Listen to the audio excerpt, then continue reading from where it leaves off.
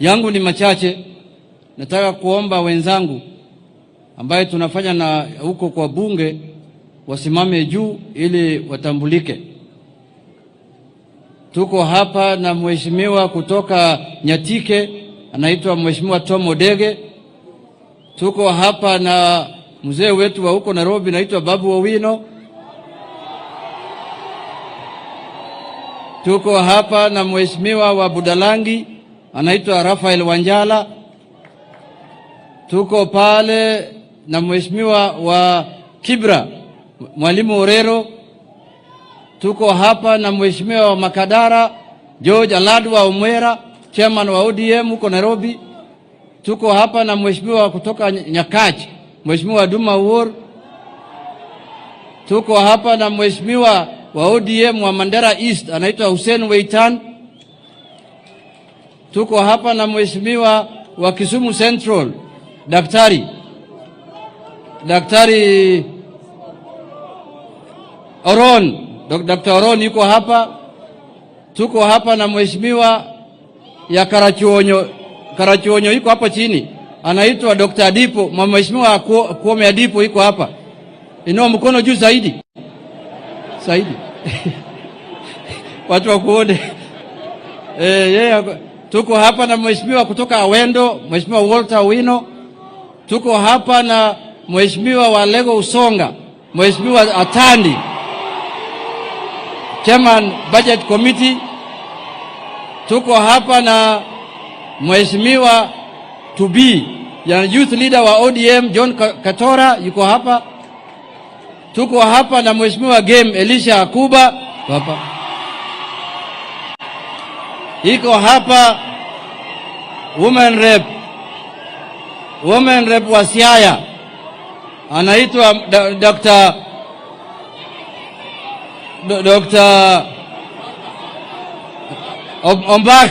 Ombaka. Tuko hapa na mheshimiwa Ndi wa Wood Chief yuko hapa. Tuko na chairman wetu ambaye ni chairman wa Health Committee mbunge wa Seme Dr. Jikal, mheshimiwa wa Kisumu West Rosa Buyu, women rep wa Migori mheshimiwa Fatuma Full Network. Iko hapa mheshimiwa Langata anaitwa Jalango mwenyewe, na women rep ya Kisumu ameshaongea anaitwa Ruto Odinga. Iko hapa mheshimiwa wa Westlands constituency mheshimiwa Tim Wanyonyi iko hapa.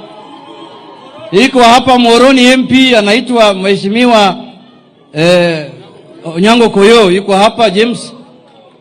Nafikiri nimesema yote. Sasa kwa sababu ya time nataka kuomba mheshimiwa Senator Minority Leader ya Senate akuje tambue senators mwenzake, na anaweza ita Dr. Oburu na mwingine wakuja waseme machache. Unajua ofisi yangu iko kwa katiba article 108. Sasa yangu ni kubwa kidogo zaidi.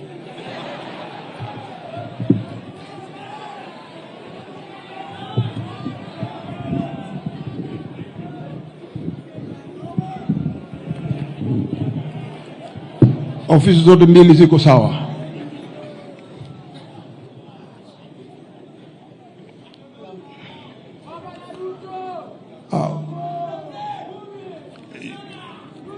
Mheshimiwa Rais Daktari William Ruto, Baba Raila Odinga, Mama Karen, wabunge wote walioko hapa wa Senate na wale wengine wa bunge la kitaifa, ndugu zangu wote ma MCAs, waheshimiwa magavana, Bwana asifiwe. Kitu cha kwanza nataka kuchukua nafasi hii niweze kuwajulisha wale ndugu zangu maseneta walioko hapa. Tafadhalini maseneta mlioko hapa popote mlipo, kama mnaweza kusimama tu ili tuweze kuwajulisha. Wa kwanza kwa upande wangu wa kulia ni Senator Moses Otieno Kajwang Jr. ambaye ni seneta wa Homa Bay. Tuko na seneta pale nyuma, ndugu yangu mdogo anaitwa Eddie Okech, yeye ni seneta wa Migori. Tuko na seneta pale nyuma, dada yetu anaitwa seneta Hamida Kibwana, yeye ni seneta mteule. Tuko na anayetambuliwa na kila mtu katika Kenya yetu, ambaye ni mwandishi mkuu wa chama cha ODM, na yeye ni seneta wa Nairobi, ndugu yangu Edwin Sifuna.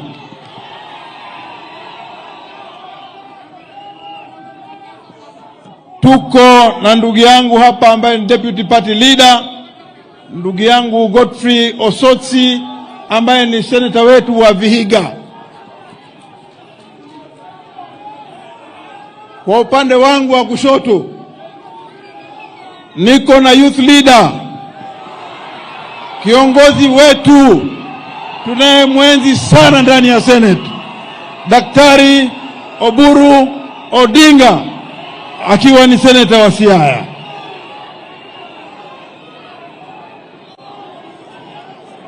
Sioni seneta mwingine, kwa nafikiri hao ndio waliofika. Baba Raila Odinga, najua wakati huu ni wakati mgumu sana kwako. Najua ni wakati ambao uko na sumazi kubwa, lakini tunakuweka mbele ya Mwenyezi Mungu tukijua ya kwamba mtihani huu japokuwa ni mkubwa, wewe na familia na ndugu zangu ambao ni watoto wako katika familia kubwa ya Jaramogi Odinga, Mungu atawapatia nguvu na faraja ili muweze kupita mtihani huu kwa huyu ndugu ambaye tumepoteza. Kwa mama Karen, pole sana mama kwa kifo, lakini tunajua Mwenyezi Mungu yuko na sote pia tutaweza kukuweka mbele ya Mwenyezi Mungu ili uweze kupita mtihani huu mgumu wakati huu. Mimi nataka kuachilia hapo nikisema ya kwamba ndugu yangu Junet njoo ili uendelee na ratiba. Asanteni sana. Asante sana kiongozi wetu wa Senate, Mheshimiwa Senator. Yangu ni machache. Nataka kutoa rambirambi yangu kwanza kwa familia ya rafiki yangu George Oduor na mama Karen. Mimi George alikuwa rafiki yangu sana. Alikuwa ni mtu ambaye tulikuwa tunawasiliana kila siku kwa sababu ya anafanya kazi na kiongozi wetu baba Raila Amolo Odinga. Mimi nimetoka naye mbali. Wakati nilikuwa nimeingia siasa, nikiwa meya ndio nimejuana na yeye. Nimetembelea kwake nyumbani, tumepikiwa chakula na mama Karen, tumekula kwake. Alikuwa mtu ambaye rafiki yangu sana na mtu ambaye namtambua kwa ukarimu sana. Ya pili, Mheshimiwa wakubwa wenzangu, baba na president, ni ya kwamba George alikuwa ametusaidia sisi wenyewe akiwa kwa baba kisiasa. Unajua Mheshimiwa Rais, kwa siasa kuna thermometers ya kupima naye joto. Thermometer ya Kenyan politics vile unajua ni baba. Yeye ndio anaweka chini, yeye ndio anaweka juu. Yeye ndio anapima temperature ya siasa ya Kenya. Mheshimiwa Rais, na ile thermometer tulikuwa tunatumia karibu na baba ilikuwa George. Unapigia George unauliza yeye, naweza ongea na baba saa hii? Unaona mood iko namna gani? Hali akisema George ngoja kwanza, unangoja. Sasa tumepoteza thermometer kubwa sana katika area ya baba. I will personally miss his charming voice. Akinipigia simu nikiwa bunge ananiambia mheshimiwa mzee anakutafuta. He used to tell me like that, then I tried looking for baba after that. But having said Mheshimiwa Rais, jambo la kwanza baba, mimi kama kiongozi huko National Assembly nimesikia vile umeongea Mombasa. Tena nimesikia vile umeongea jana hapa Siaya. Kwa mambo ambaye najua unaipenda sana ya devolution. Sisi kama watu wa National Assembly sasa tunaitisha ceasefire. Sisi tunataka kuacha sasa vita. Tumesikia vile umetoa amri kali. Tutasungumuza kichini chini. Tutaona vile tutafanya.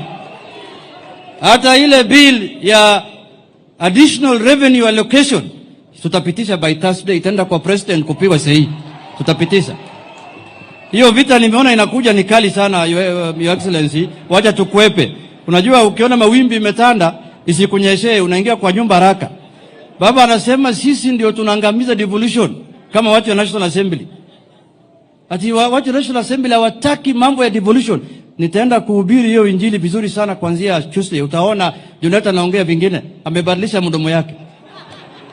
Jambo la pili, Your Excellency, ni ya kwamba chama chetu cha ODM tarehe 7 iliyopita waliweka maktaba na chama ya UDA kuhusu mambo 10 ambayo inafaa ifanywe. Na hiyo mambo ni mambo ya kusaidia Kenya. Mambo ya inclusivity, constitutionalism, mambo ya kupeleka maendeleo kila tabaka ya Kenya.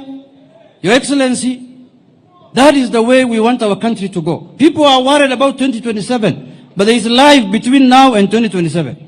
There is service to the people between now and 2027.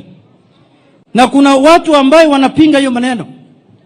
Na mimi jambo ya maana sana najivunia katika bunge kama minority leader, one of my biggest achievement was to impeach your deputy. Hiyo nimeandika kwa kitabu, nimefanya kazi ya maana sana kwa sababu yeye ndo alikuwa anaongoza hii mambo hii ya ubaguzi. Anasema wana shareholding, watu hame Kenya, waende Uganda. Sisi kama watu wa Migori aliweka sisi Tanzania, si hata hapa Kenya. Mimi wakati hiyo motion ilikuja, nilikuwa nasanya hata signatures usiku, sio mchana. Usiku nilikuwa natembea kwa nyumba za wabunge, weka mimi kidole hapa, hii mtu aende bana. Kwa sababu nchi hii saa hii yeye ndo anaongea kila pahali, anasema ati fulani anaonewa, fulani ameiba. Huyu ni mtu ambaye wakati tulikuwa tunafanya maandamano ya 2023 ya kupigania mambo ya cost of living na mambo ya uchaguzi na nini, alikuwa anaingia kwa ofisi yake saa 11 ili apambane na sisi. Hata jogo ya pili bado hajalia saa hiyo. Na ako kwa ofisi. Alikuwa anafanya nini kwa ofisi saa hiyo? Alikuwa anafanya nini kwa ofisi saa hiyo? Huyo mtu alikuwa mtu hatari katika nchi yetu. Saa hii mimi nikiona yeye analia kwa TV, mimi nafurahi sana. Naweka chai kwa kikombe, nasema waendelea kulia. Sisi pia tulilia zamani, waendelea kulia. Your Excellency, kitu moja umefanya pamoja na baba ni kusaidia sisi kulete Wakenya pamoja. Sisi saa hii tuko na chairman ya budget kwa bunge, anaitwa Samatandi. Tuko na Mbadi kwa treasury. Saa hii mimi ndio kama leader ya bunge ndio naangalia hawa vile wanafanya kazi, vile wamegawa mali na rasilimali ya Kenya. Zamani nilikuwa naona tu kwa view sasa. Saa hii chairman ya health committee na report kwangu Dr. Nyikal, na ulisa panga weka hospitali huko namna hii. Hiyo ndio ile Kenya tunataka, sio Kenya kubagua wengine na wengine wanakula. Kwa kumalizia, Your Excellency, mimi nataka, juzi niliangalia budget. Juzi mimi mwenyewe niliangalia. Miaka 2 iliyopita 2021 na 2022 kuna barabara 1400 kilometers new roads were started through the taxes of Kenyans. 970 kilometers were assigned to one region. Sisi tumeona barabara kilomita 45 peke yake hapa Nyanza yote 45, is it 32 kilometers. Na anaweza kubali, na ushuru kisanywa inasanywa kwa kila mtu, haibaguliwi. Waseme watu fulani msitoe ushuru kwa sababu maendeleo haikuji kwenu, inasanywa kwa kila mtu. Si nyinyi mnalipa ushuru? Hii mambo ya ubaguzi ya kugawa rasilimali ya nchi lazima ikome, na lazima ikwishe katika nchi yetu. Na mtu yeyote atakuwa na tabia kama ya Rigathi Gachagua, impeachment inakuja. Uwe minister, uwe deputy ingine, uwe sijui nani, wembe ni ule tu. Sasa hii tunataka mambo ya Wakenya kukuja pamoja. Kila region ya nchi yetu wapate maendeleo.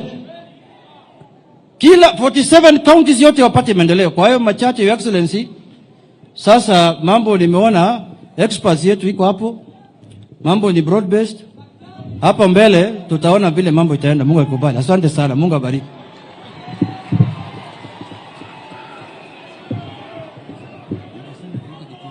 Yeah. Hello, asante, Honorable Junet. Allow me now, and with profound apologies, Your Excellency, in this region, we are ODM, the oldest party and the biggest party in East and Central Africa. So let me call the Secretary General of this party to speak to us briefly.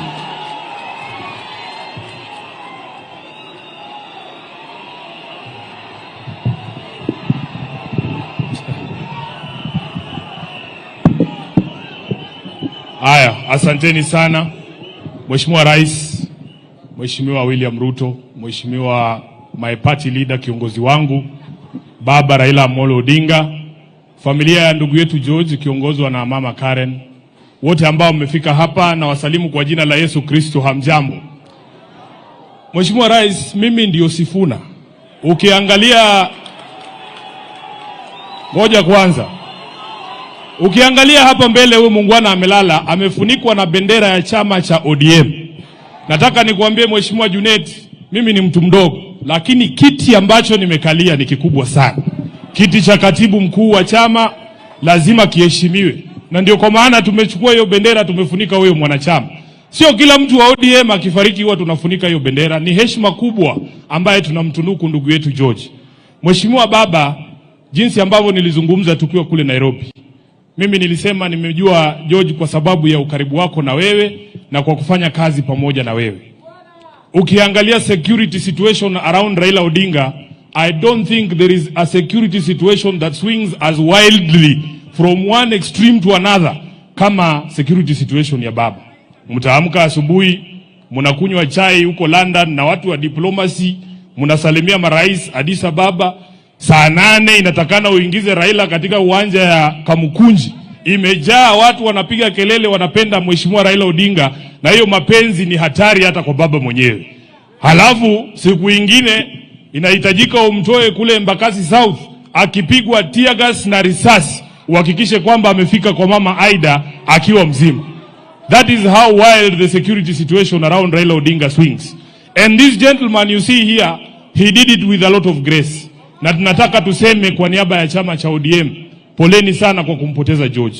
Kama katibu nina majukumu ya kikatiba chini ya chama cha ODM. Nataka mpe huyu ndugu yetu 3 salute. Nikisema ODM, mnasema tuko tayari, ndio George ajue amezingirwa na marafiki wake. ODM! ODM! ODM! Asante sana. Sasa George, sisi tunasema apumzike kwa amani. Mheshimiwa Raila, mimi unanipa majukumu pale kama katibu wako. Junet amesema yake, hata mimi na yangu. Mimi nilikuwepo pale tukiandikisha mkataba na chama cha UDA. Na huo mkataba kuna mambo inazungumzia. Baba, watu wetu hawa walienda uchaguzi wa chama Kenya nzima. Na nataka niwashukuru wana ODM kwa sababu mlifanya uchaguzi kwa amani. Kulikuwa na sehemu chache ambazo zilikuwa na shida, lakini tutarekebisha. Lakini Mheshimiwa Raila, wiki moja kabla tufanye huo uchaguzi, nilipokea barua kutoka kwa msajili wa vyama. Msajili wa vyama ananiambia amekata bajeti ya chama cha ODM kwa shilingi milioni 42. Inafanya kazi yetu kama viongozi wa chama kuwa ngumu sana. Na huo mkataba tuliandikisha ulikuwa unasema Mheshimiwa Rais kwamba tuheshimu sheria ikiwemo sheria ya vyama. Mimi nataka kukuomba kwa sababu tumeambiwa ati siku hizi treasury inalala sindo. Sijui chairman ya budget hako hapa ni mtu ya ODM. Mheshimiwa Junet, wakati unaangalia hiyo mabudget, tafadhali wekea wanachama wa ODM pesa yao chini ya sheria vile ambavyo inahitajika. Jambo la pili Mheshimiwa Raila, chini ya huo mkataba tulisema county zetu zipate 450 billion Kenya shillings. Nimesikia fununu Junet, nyinyi mnapendekeza kwenye National Assembly 405. Tulisema 450, sio 405. Tafadhali kaa urekebishe hapo, mambo itakuwa sawa. Ya mwisho Mheshimiwa Rais, Bishop ametuambia hapa kwamba kazi yako ni ngumu sana. Na mimi nakubaliana na yeye, hata mimi saa nyingine huwa najiuliza vile wewe unalala. Lakini kuna zingine Mheshimiwa Rais, wanasema Waswahili mwiba wa kujidunga hauambiwi pole. Kuna watu kwa serikali yako kazi yao ni kushika handball kila siku. Sasa kama hii drama yote tumeona Nakuru, ati watoto wanakatazwa kufanya mchezo, sijui wanapigwa tear gas, sijui wanafukuzwa. Hiyo ni mwiba wa kujidunga, Mheshimiwa Rais. Wale ambao wanahusika na kufanya kazi yako ikuwe ngumu, read them the riot act, kwa sababu tunajua kazi yako ni ngumu zaidi, wasifanye ikuwe ngumu zaidi. Kwa hayo mengi nasema asanteni sana, na Mungu amlaze George mahali pema peponi.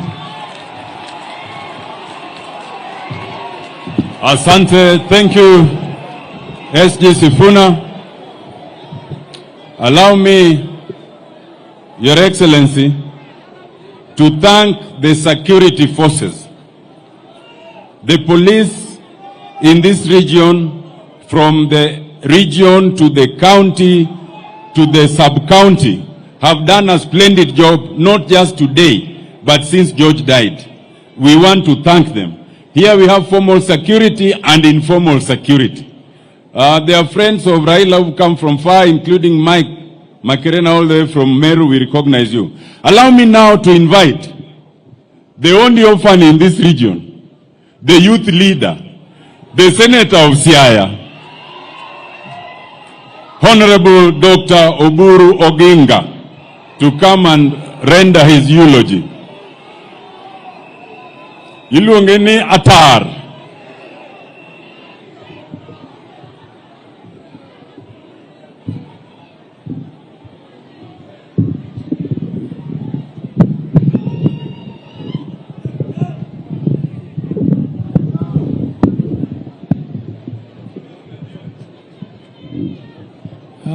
Your Excellency, the President of the Republic of Kenya, Your Excellency, Honorable Raila Odinga, the Prime Minister, and all protocols observed.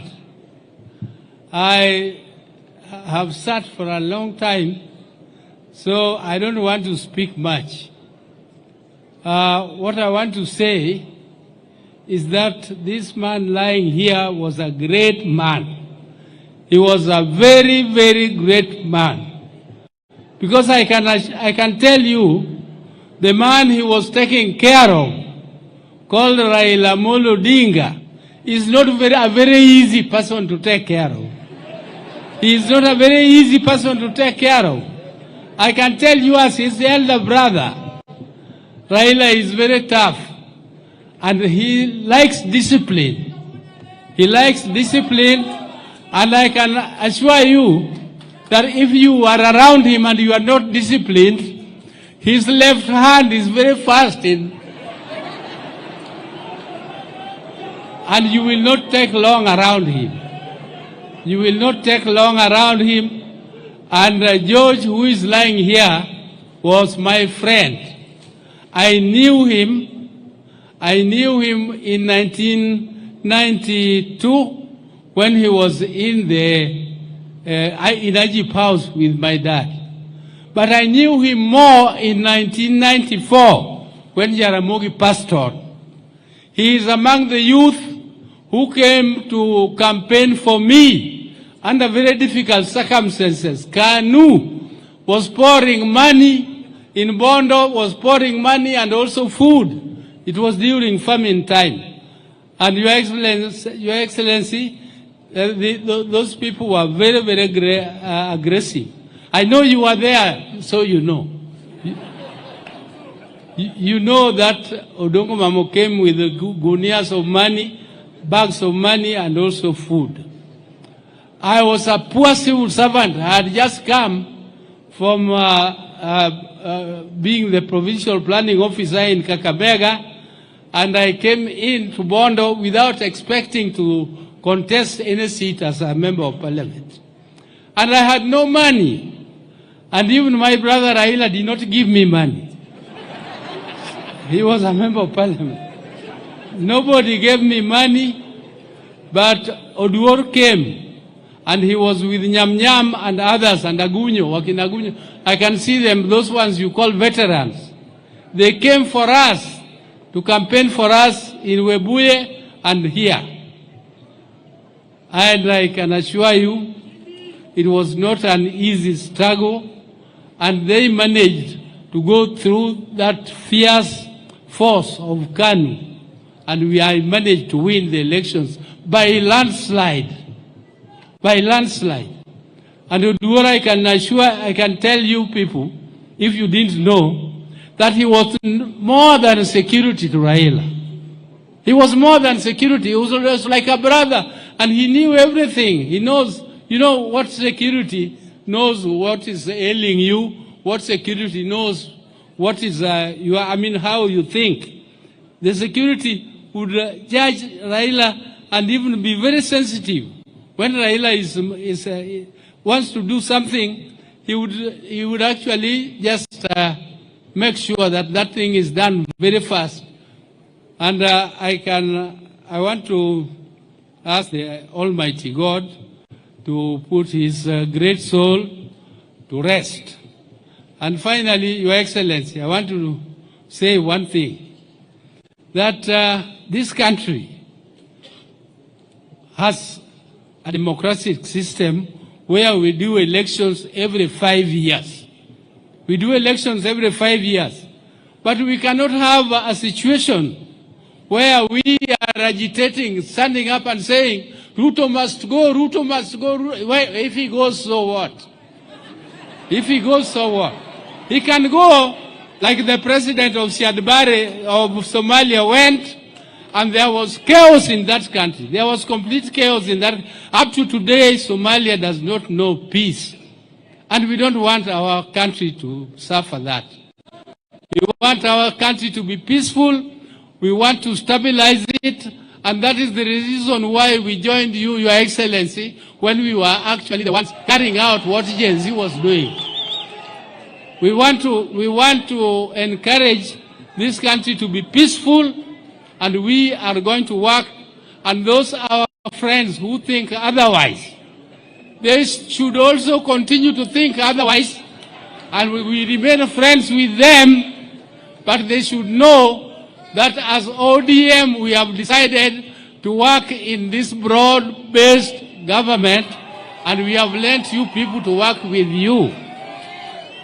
But Your Excellency, what I would like to appeal for, please make sure that our region gets its fair share of development. Let us get our fair share of development, and those people who think that we are taking their share from the mountain, we are not taking your share. Kenya is so big, and we are only eating our share. Mr. President, give us our share, not theirs. If they want to come, let them come. So, Mr. President, I don't want to say more. Thank you very much for the opportunity, and may the Almighty God rest Oduor's body in peace, and also have everlasting peace for his family. Thank you, Karen, and thank you, everybody.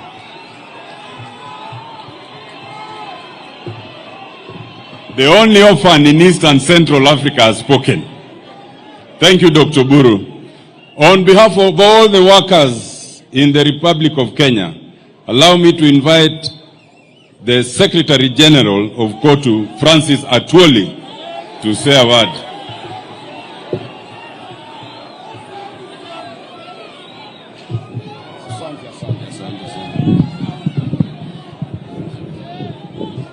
Thank you very much. Nitakuwa kwa ufupi sana kwa ajili wakati umeenda.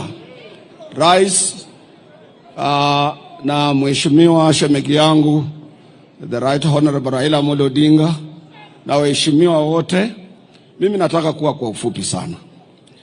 Jambo la kwanza, nataka kushukuru wewe rais kwa kupata time kuja kwa mazishi ya George. Mimi nimepata nafasi ya kuserve presidents wa Kenya wote since independence. Nimeona serikali ya Kenyatta, mzee founding father of this nation. Nimeona serikali ya Moi, baada tulikaa naye 24 years. Nimeona serikali ya Kibaki, nimeona serikali ya Uhuru, na nimeona serikali yako. Na labda serikali yako ndio mimi nitaserve ya mwisho, na alafu nirudi kule Khwisero. Nataka kusema hivi, sio wote kwa hawa ma president nimeona moja angelikuja matanga kama ya George. To be honest with you, I want to thank you very much for that. Kumpa Raila Amolo Odinga heshima ya kuja kwa matanga ya assistant wake. Na pia sisi tulikuwa katika Azimio vile unavyojua. Nilikuwa karibu sana na George. George is a terrible security organizer. Kuna wakati tulienda pahala, kuna upinzani ya watu wawili na wote ni watu wetu. Na fujo imetokea, kuna yuko mtu pale katika dais, watu wote wameondoka. Mimi ndio nilienda kuambia Mheshimiwa Raila, hapa nafikiria hatutakuwa na mkutano hapa, iko fujo. Raila akaita George. George akasema nipe 2 minutes. 2 minutes, George had organized, everything was okay. Mkutano ikafanywa na ikaisha.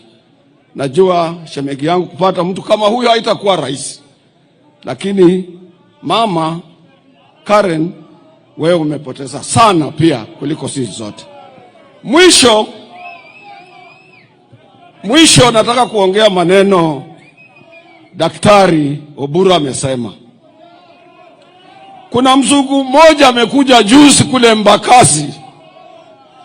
Huyu mzungu kuingia kwa tax, yule driver wa tax anamwambia Ruto must go.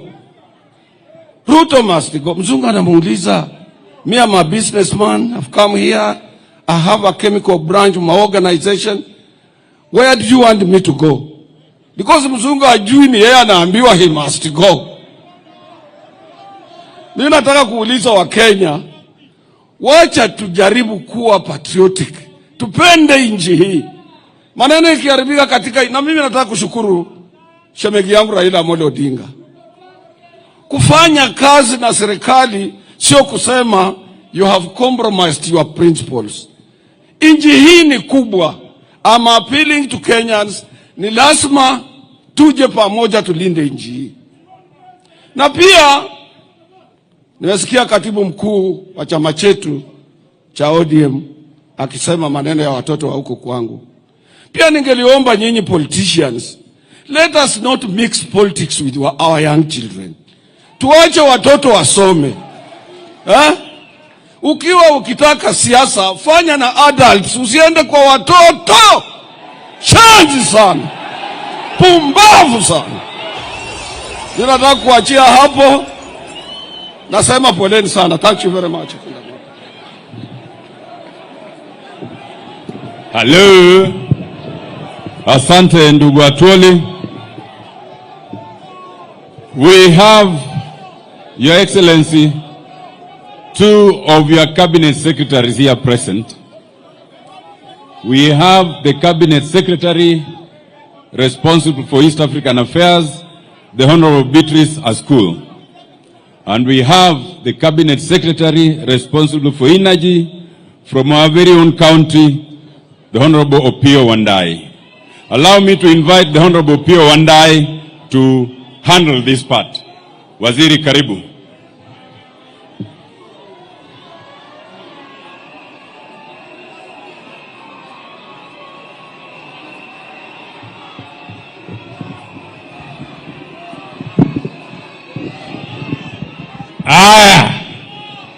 Your Excellency, the President, Daktari William Samoei Ruto, na hiyo mvua ni ishara ya baraka kubwa sana. Your Excellency, Prime Minister Raila Amolo Odinga, Mama Karen, and fellow mourners, I will be extremely brief.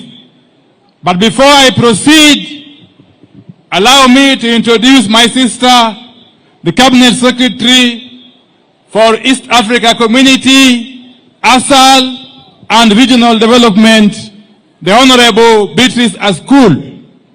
Aje tu hapa mbele awasalimie.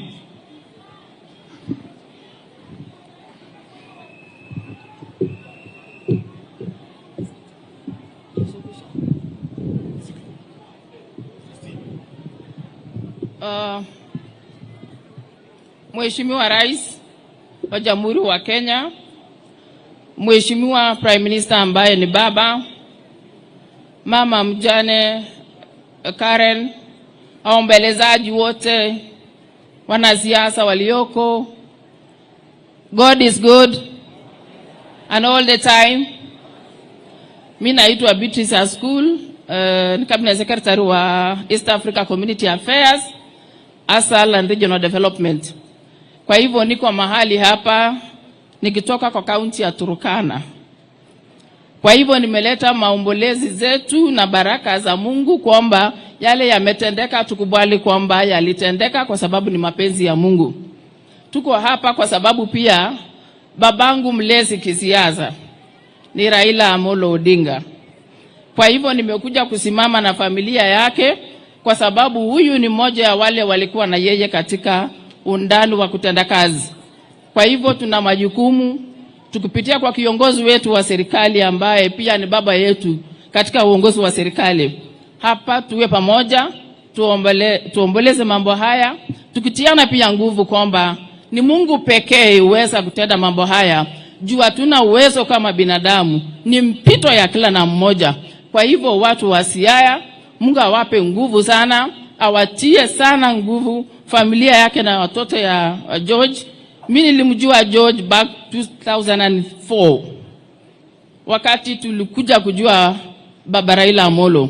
Na mara kwa mara alikuwa anatuleta karibu. Nakumbuka siku moja wakati baba alikuwa prime minister. Ikawa kwamba kuna mlolongo hapo kupata baba si rahisi. Ikawa kwamba nimekuja na mheshimiwa Imana kutoka Turkana. Wakati huo nilikuwa secretary general wa chama kwa county. Mheshimiwa Imana alikuwa chama. Ikawa ngumu sisi kupata baba. Ikawa kwamba tumetext message kwa baba kwamba sisi tumetoka Turkana, tulifika hapa saa 3 asubuhi mpaka saa hizi hatujawahi kukupata. Baba alipata hiyo message around saa 5.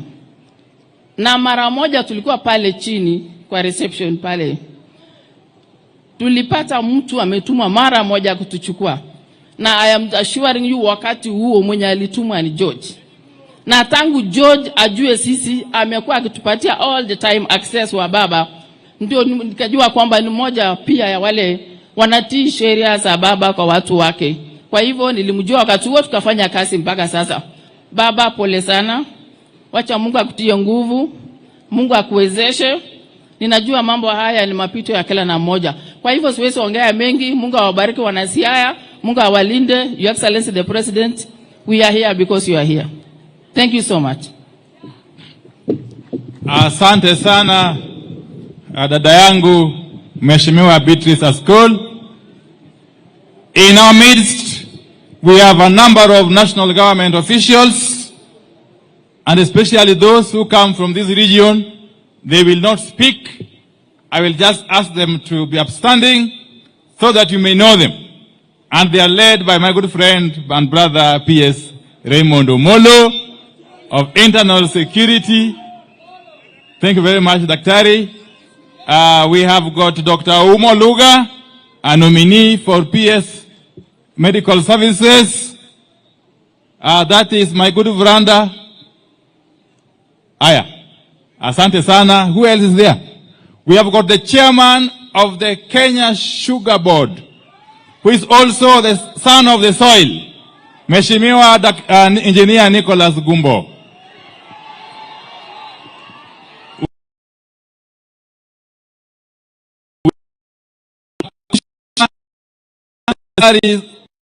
And Remuneration Committee, Mr. Oduor Jalango Midiwo, and many others, many others.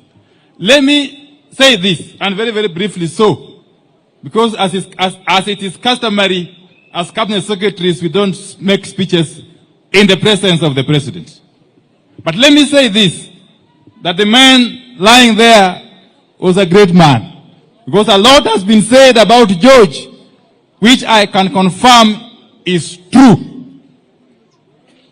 I knew George in 1991, when I was a young university student in Nairobi. And George, amongst other colleagues of his, were then the youth of Baba and of course Jaramogi Oginga Odinga. So we worked very closely with George and his compatriots, those of us who are from the university as students, and George and his compatriots, whom I would have referred to as the combatants in the then movement, we consider ourselves as the think tank. But we worked very closely together. We had a very seamless blending. Very, very seamless blending. This George was a very calm person. But earlier on, he was very, very, very aggressive. I think in his earlier days. And very, very alert. I remember one day, Your Excellency, when we were in Thika Stadium, that was sometime in 1996, as members of Ford Kenya, then. The infamous Ford Kenya meeting at Thika Stadium, when there were divisions in the party, and we found ourselves in Thika, trying to resolve the stalemate. We were faced by a very, very, very aggressive group that had obvious support of the police. And on our side, we remained extremely vulnerable. Together with Baba and the rest. George, on that particular day, demonstrated utmost bravery and actually saved the day, because otherwise a lot of damage would have been done. Fast forward, Your Excellency, I found myself with George. You know, those days when you were youth, under Baba, being arrested was customary, was normal. You would be arrested every other day. But one time, Your Excellency, I think that was now in 1997, when we were clamoring for reforms as young people, and under Baba and his compatriots. I found myself arrested together with George. And we spent with him almost 10 days at Kilimali police station. Those days, there was no time limit for being incarcerated in police station. You could even stay there forever, under the old constitution.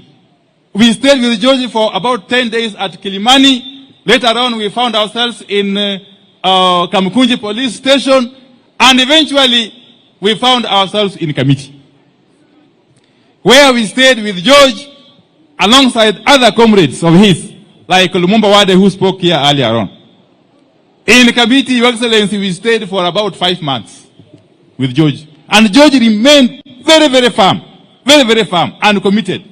One thing I want to say is that most of us who have worked closely under Baba, those of us who have been through the Baba School of Mentorship, one thing we have been taught is to maintain confidentiality. One thing we have been taught under Baba is to maintain confidentiality and to keep secrets. Your Excellency, these days I get surprised when people come out and say, oh, when I was serving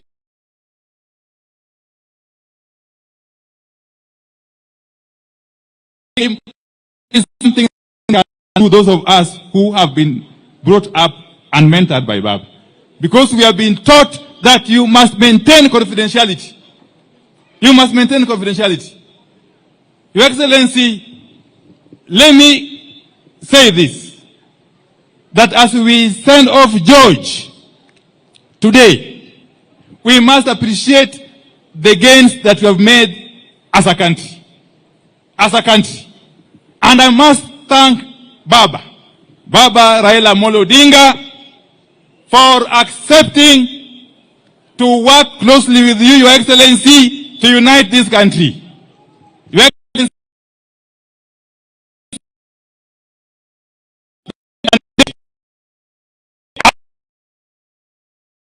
to unite this country. Your Excellency, where you sit, rest assured that Baba has got our collective mandate as the people of this region to assist you to unite this country. And that from where we sit, Your Excellency, there is no turning back. We have made a decision that we are working with you, and we are doing this to the end. To the end. We are doing this because we know that the country is much bigger than any one of us. Your Excellency, under your leadership, and I must say this here, it is the first time in the history of this country, since we gained independence, that we are seeing electricity being taken to our islands on Lake Victoria.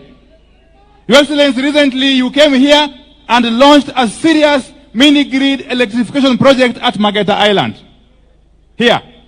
Later on, I represented you in commissioning electricity projects in Ngode Island and Takawiri Island.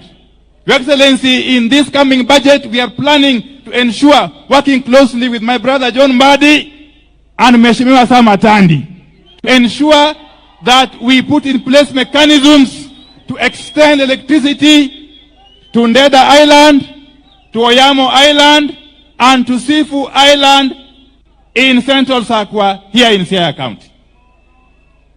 And not to forget that we are also just about to open a tender to take electricity to Kiwa Island and Kibuogi Island in Suba South, Your Excellency. So these are happening because, as I conclude, Your Excellency, don't be threatened by anything or anybody. And those who are shouting, Ruto must go, I want to tell you, he is going nowhere. Oh, come on. He is going nowhere as long as Baba Raila Odinga continues to work with him. And we are all behind him. Your Excellency. Your Excellency, in this region, we are not known to be double speakers. We say what we believe in, and we do what we say. We have said in one accord that we are in this government of yours as a people, and we want to continue in that manner. Kwa hayo na machache, asanteni sana na Mwenyezi Mungu abariki. May George's soul rest in eternal peace. Asanteni sana. Thank you, Waziri Wandai, for those words. You know, my own session is now coming to a close. So allow me on behalf of the people of Rarieda, now that we have the attention of His Excellency the President, to say only 3 things. First of all, Your Excellency, in these grounds where we are mourning George Oduor, but we've been mourning in recent days. In this very school where we are, 2 students lost their lives barely 2 weeks ago when they were on top of a cistern or a pit that sank. And in fact, they are being buried today. So we mourn with their families. In this very school, Your Excellency, only about a week ago, we had a funeral ceremony for 5 ladies. 5 ladies. 5 ladies who lost their lives again just in the local village when they were mining gold. And we appealed, and I've already met the CS in charge of mines, Waziri Joho, and the PS, to ask that they help us enhance the safety in terms of that. Your Excellency, the Ramba school that is mourning requested me to request, and I am merely a servant, that you may find it in your heart that if you want to donate something to this school, their biggest problem is a dining hall. They have many problems, but most of the others I'll deal with. They have a capacity of about 2,500. The dining hall that they have built about 30 years ago can only accommodate 800. Akwayo kutoka Akwayo. Secondly, Your Excellency, there's a very small portion of a very small road that was unable to be completed before your time. It is called Akado Kamito Road, just 4.8 kilometers. It has now taken 6 years, just 4.8 kilometers, Your Excellency. We plead that you might find it, not just to complete it, but once it gets to a place like Assembly, and you know Assembly, Your Excellency, we've been there with you. When you continue now, past Luak, then you go to the Right Honorable's home. That's 11 kilometers. So we request not that you just complete the 4.8, but you now connect it, so that when you come to visit your friend, the Right Honorable Prime Minister, you can choose not to go through Ndori, but you go through Kalandin. Dakupa Munbe. Lastly, Your Excellency, is affordable housing. Your Excellency, in this constituency, we are yet to get any affordable housing. But I've spoken to PS Hinga and I've requested that for us here, our top priority is accommodation for students. We are yet to get any affordable housing.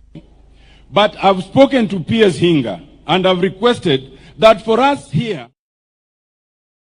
you see, there's Agok campus of Jaramogi Oginga Odinga, there's Bwaja TTC, and lastly, there's Nyakongo campus of the Kisumu National Polytechnic.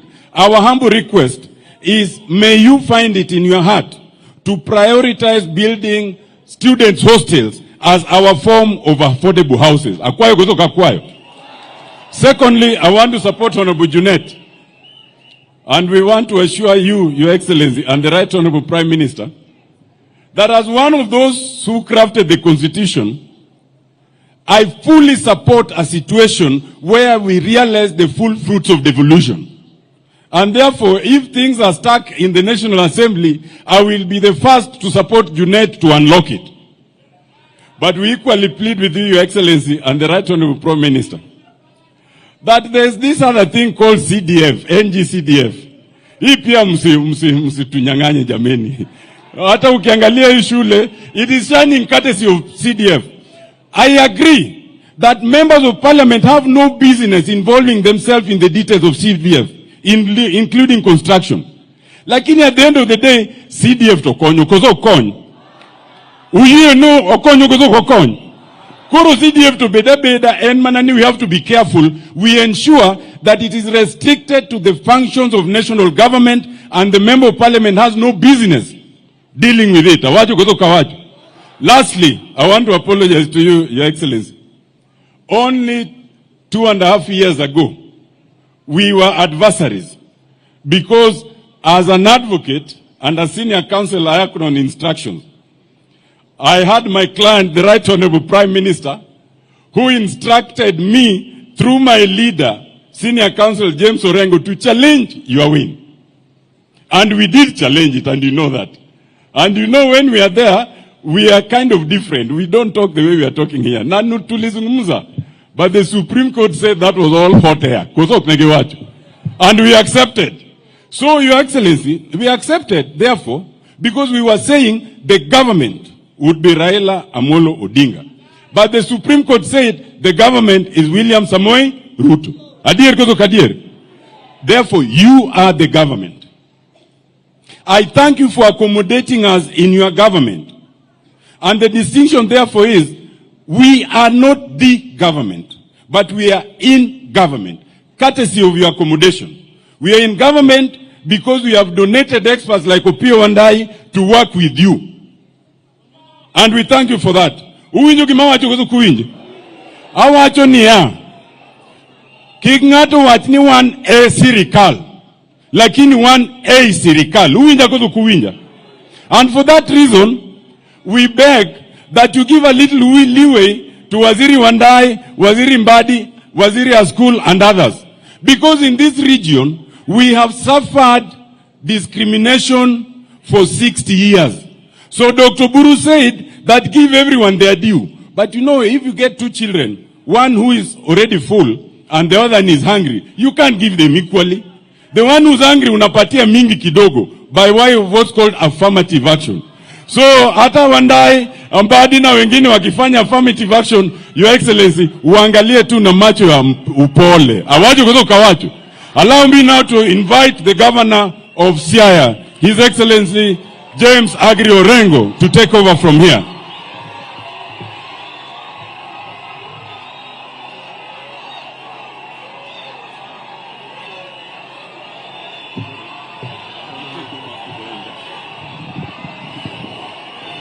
Hello? Hello? Hello? Erokamano. Erokamano. Now we have a very short period and it is raining, so we want to make this bit as quickly as possible. And Your Excellency the President of the Republic of Kenya, Your Excellency Raila Odinga, Mama Karen and the family and the leadership that are here. Now it is my role to call upon a few people to speak, but I'll start by calling upon Honorable Wajakoya, 1 minute only, and then I'll call the governors.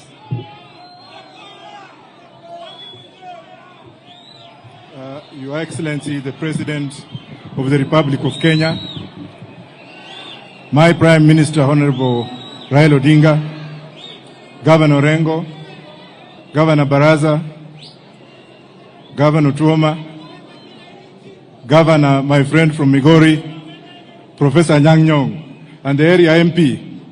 This is the first time I'm meeting this man, Ruto, after the election. I wish you had called me before, maybe stories would have been different. But let me take this opportunity to tell you that had I won the presidency, maybe I could have been the one talking here. But I congratulate you for your good work. The only thing I have to say, because I've been given 2 minutes, I will say 2 things. Number one, devolution. Governors are suffering. Governors do not have money. The monies have not been sent to these people.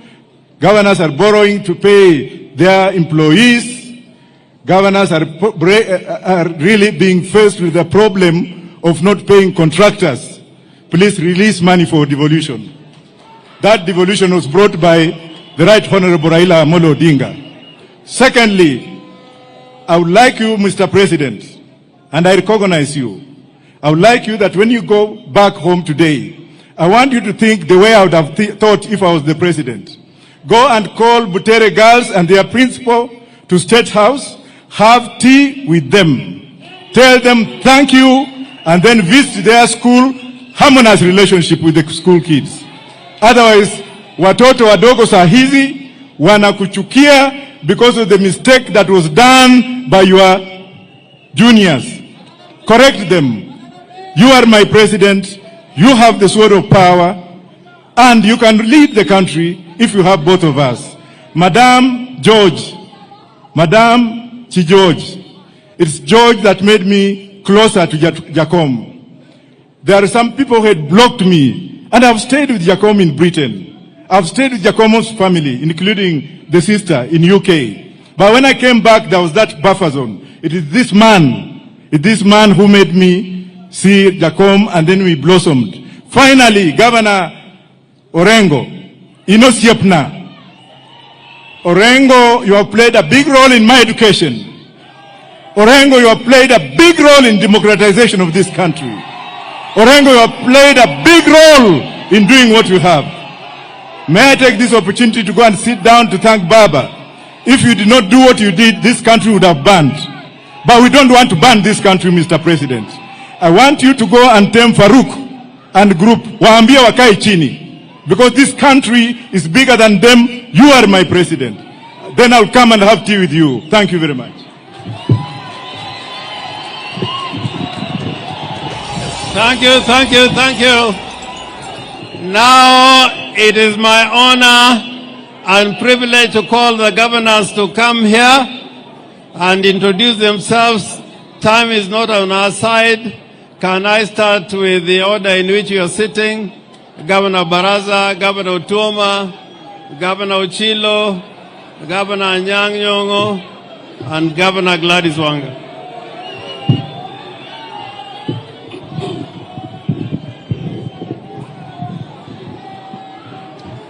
Mheshimiwa Rais wa Jamhuri ya Kenya, Daktari William Samoei Ruto, kinara wetu wa chama cha ODM, Baba Raila Odinga, itifaki zote zikizingatiwa.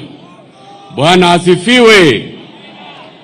Kwanza kabisa, Mheshimiwa Rais, niruhusu nitambue mfalme wa the Wanga Kingdom ambaye ako hapa, Honorable Peter Nabongo amekuja kuwa na sisi hapa. Pia niruhusu nitambue Kakamega Council of Elders ambao wamekuja hapa kwa siku ya leo kuomboleza ndugu yetu.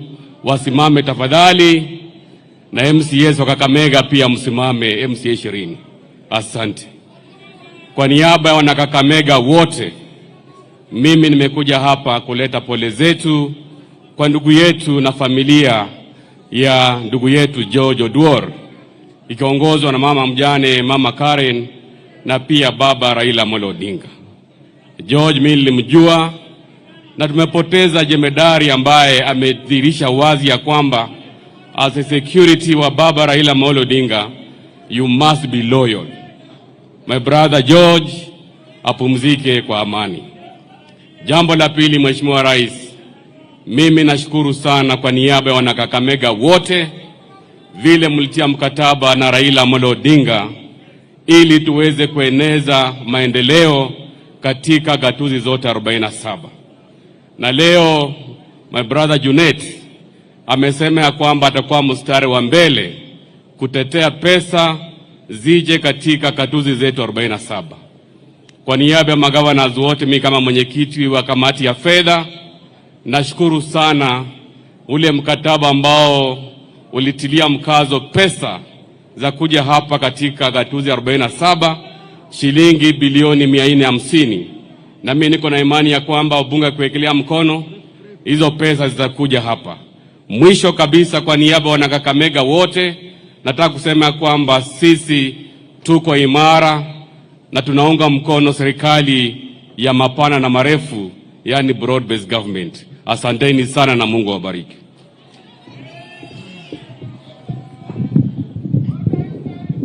Asante sana Mheshimiwa Rais, Mheshimiwa Waziri Mkuu, waombolezaji wote wakiongozwa na mama Karen.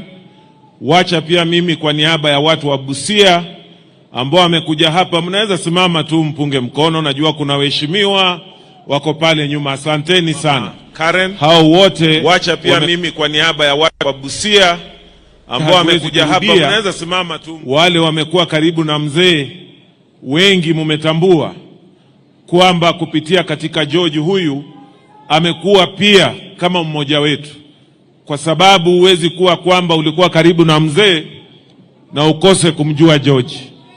Yetu ya mwisho ya George, kwa mama nitasema tu pole. Mimi pia nimemjua George zaidi ya miaka 20 na kitu, na yangu ya mwisho nakumbuka aliniita tukitoka mambo ya broad based, akaniita kwenda kwa mzee, kwa baba, kwamba kuja hapa kwa baba kidogo baada ya kutia ile sahihi, na nafikiria ndiyo ilikuwa siku yangu ya mwisho. So George, fare thee well, may the Almighty God rest your soul in eternal peace. Ya mwisho, Mheshimiwa Rais, mimi tu pia nitasema, najua nchi yetu inapitia changamoto, lakini wale wazungumzaji ambao wamezungumza hapa, ni majukumu yetu kama viongozi kutatua shida zetu. Hatuwezi kusema kwamba tutazungumzia tu hizi shida ni kama kuna mtu mwingine atakuja kutatua. So vile tumesema kwamba Kenya ni yetu wote, na tukasema kazi ifanywe pamoja, haimaanishi vile watu wamezungumza hapa kusema kwamba ile maadili umekuwa nayo umeitupilia mbali. Ni kusema tu tutaweza weka mikono yetu pamoja vipi so that tuweze kufanya nchi yetu bora kwa sisi wote. So Wandai umezungumza, na mimi nitasema tu, unajua ile mambo iko hapa Siaya ndio iko Busia. Mambo ya ring road ilikuwa almost the last 20 years haijafanywa, na hata ilikuwa imeshawekwa kandarasi. Shida zile za industrialization kule kwetu ndio tuko nazo. So tutatamani tu vile tunafanya kazi pamoja, that let it work for all Kenyans, including us there who are in Busia. Asanteni sana, Mungu awabariki.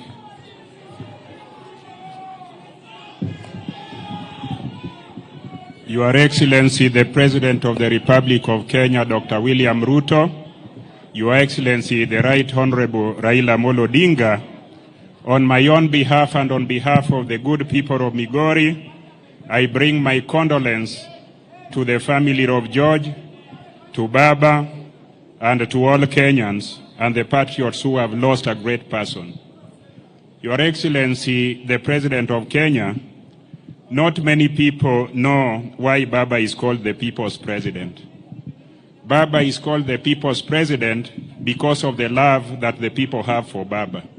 But the People's President needs security.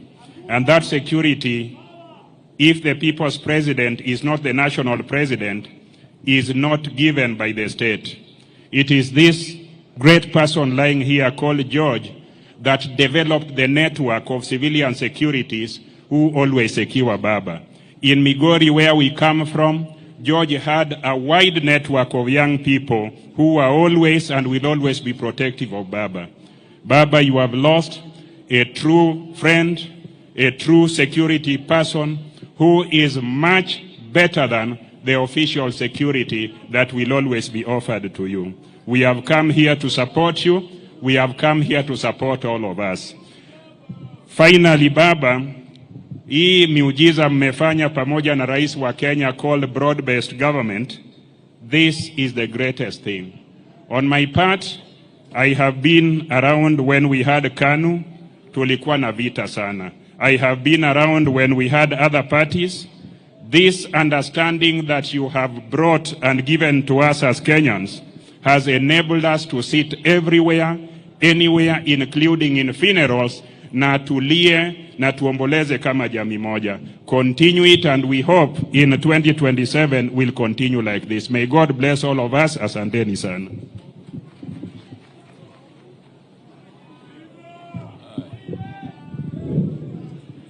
The President of the Republic of Kenya, His Excellency Ruto, the Prime Minister Raila Odinga, the family of George, Mama Karen and the family, I bring you poleni sana for the loss of George. I bring you greetings from Kisumu County and from my wife Dorothy, who could have been here but has another function, who brings condolences to the family. I just want to tell you two things. George was a gate to reaching the Prime Minister. Maybe it was only me whom he gave so much confidence, but whenever I called the Prime Minister and I couldn't find him, I could call George. Then George could say, Professor, wait a minute. Let me see whether I can pass this phone to the Prime Minister. And that was the confidential relationship I think George had with the Prime Minister.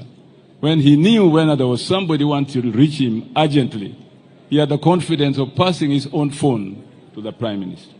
I thank the Prime Minister for that kind of relationship with George, because it made it easier for us to access him when he had meetings and very important things to attend to when we wanted to reach him. So I thank you very much. I thank George for the service he gave us as those who work with you and the confidence he had in us. Finally, Mr. President, I know those of us who are governors are in charge of health. The Constitution of Kenya gives a health function to counties. And we have been having some problems of health, especially the SHA. But let me assure you, Mr. President, we are meeting in the Council of Governors on Monday with your team to discuss these problems and to bring to the government tangible issues that need to be attended to for issues that concern SHA and the health system in general in our country. We shall meet on Monday and you will get the information subsequently from your officers. We thank you very much for paying attention to that. And let me end by saying, poleni sana Jondori, poleni sana Siaya, poleni sana the family, Molu, such an important person like George, who was a good friend, a good comrade, and a good supporter of us, as ODM and as those who have struggled with Raila for so many years. Thank you very much, and may God bless you.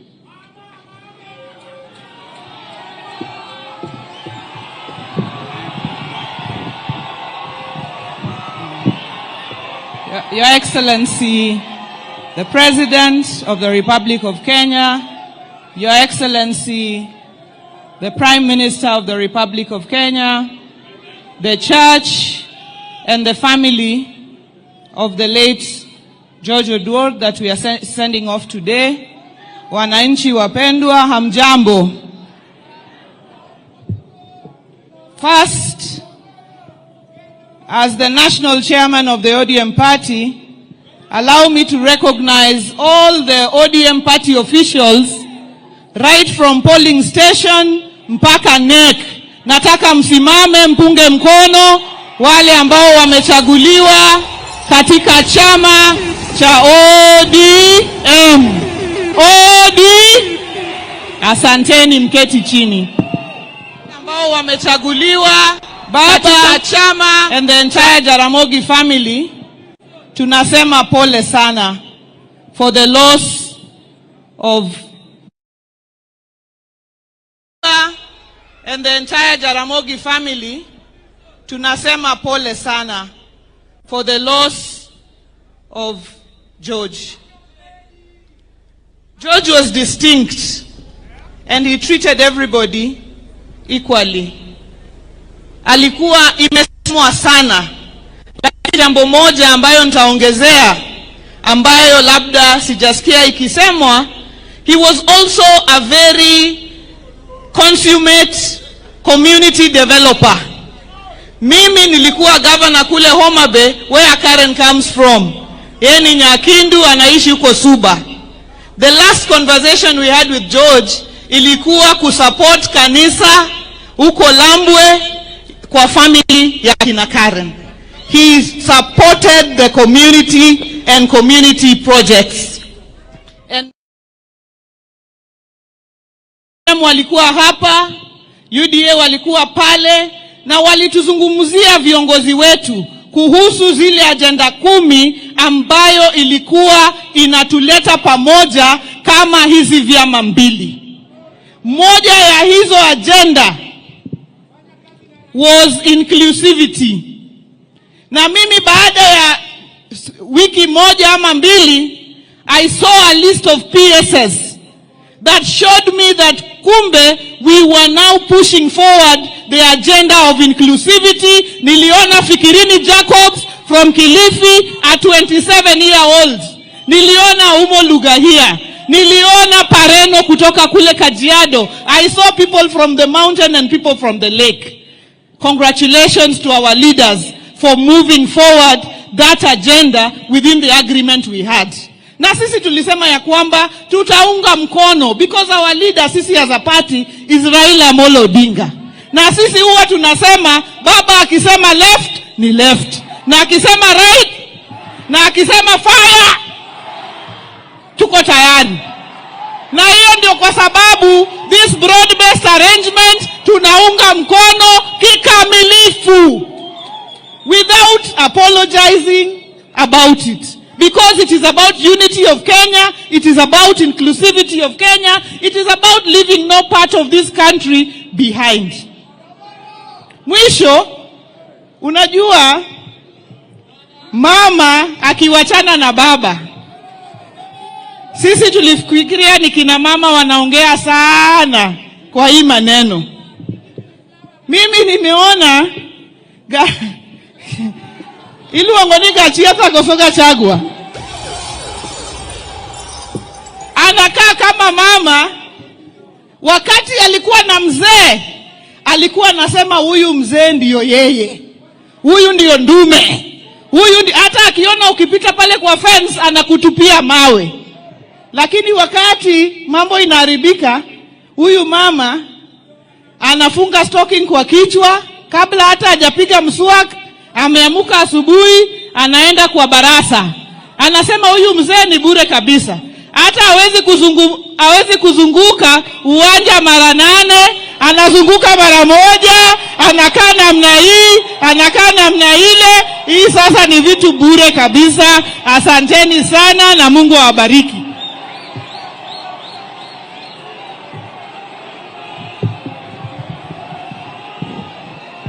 Thank you. Erokamana nya Gladys. Akene loro nyadiboro no to tiende ango. Mano to kisungu mane. Anadwa wacho matina henya nikech seche osedhi. Your Excellency the President, this man we are burying today was a freedom fighter. He was not just a security for Raila Amolo Odinga. George was a freedom fighter. And they have been shown the veterans who were arrested at that time and taken to committee for nearly a year. I am proud to say today that I acted for them when they were charged with murder. For 9 months, they were in committee. I've been to committee myself. It is not a hotel.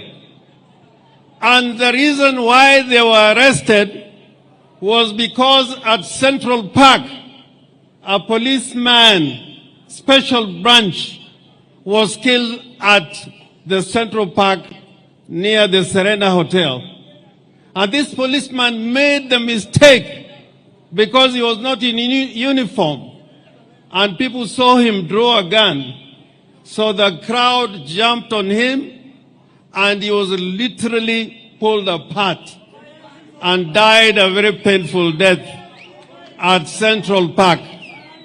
Now, instead of doing proper investigations, what the police did was to look at the people who attended that rally, and they were looking at people who were generally with Raila Amolo Odinga or Jaramogi at that time, and that is why they were arbitrarily arrested. Even my own driver, who is here, Michael Kuma, was also arrested. There's a young man I've known for years in the street, known as Kenyatta. He was there.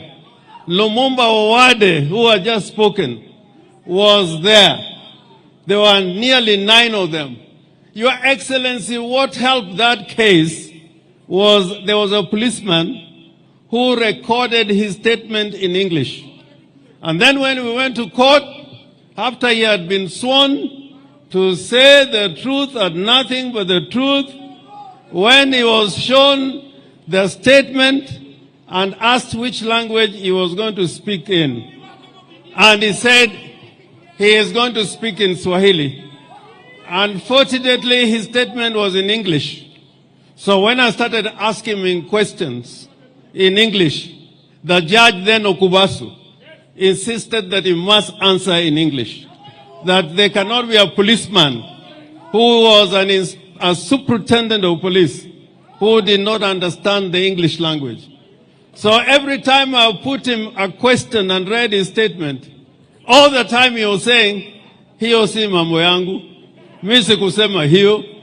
So ujinga ya huyo polisi ndio ilifanya hawa wenzetu wakatoka katika jela. They were found innocent, but the worst thing is that they were charged with murder. And this man, Oduor, would have been hanged. And it was not just one day.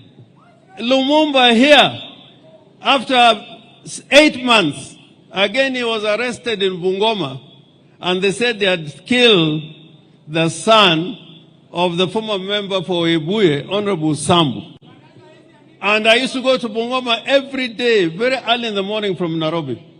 5 of them were charged during a by-election. Most of those young men died. The veterans who were taken to committee, nearly 3 of them are dead. But what am I trying to say?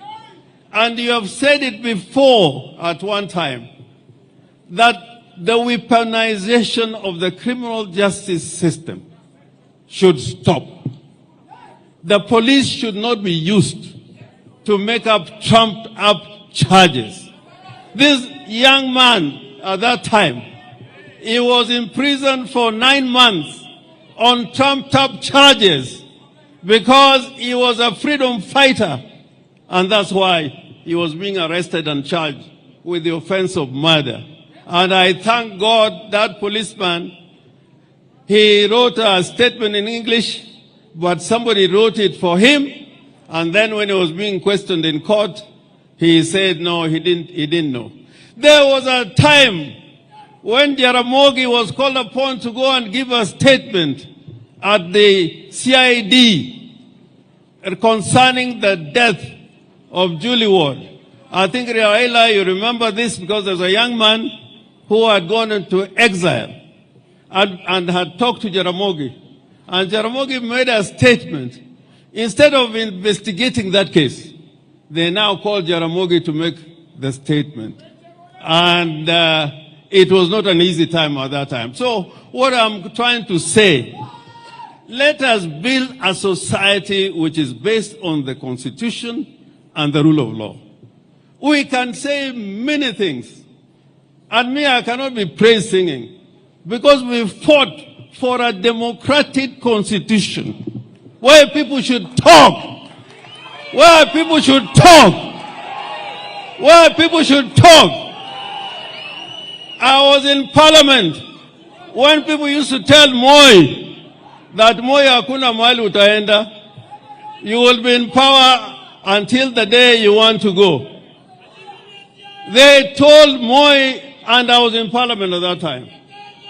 There are only a few of us who said we cannot have this system of government. And Raila was the head at that time when Jaramogi had died, that we do not want that system of government. So I am asking you Kenyans, this constitution that we fought for, it is a very difficult document to keep. And if you keep on, song praising all the time, we will not have a country. So I urge you, tell your leaders the truth. Tell your leaders the truth. And know that even when, President, when you came here the first time, I was the only one who was here. I was the only one. I was here because I was convinced that institutions must work. A lot of my men, even Otiende here said he cannot come. I tried to persuade him. I was here alone with you because I don't praise, song praise. I believe that you are the president and we are going to talk. So this country will go to the dogs again if the kind of language I'm hearing here, you continue with that language. Please, when you have something being brought to Siaya, it is a matter of right. It is not you are being given, it's a matter of right. It's a matter of right. And I cry. When I was in parliament, I was the only backbencher. I was here with Omamo, I was with Okero, there were other people like Okwanyo, and they used to tell me that you must be in government. All of us cannot be in government. Just fight for your right. Just fight for your right. And you'll have a better country. Asante sana kwa hayo machache. I call upon Raila Amolo Odinga to come and speak.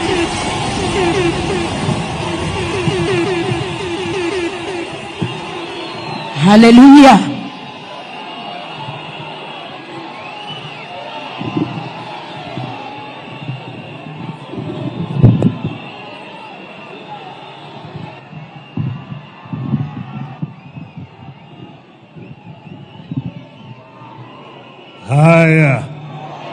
Haya, naweza kuketi.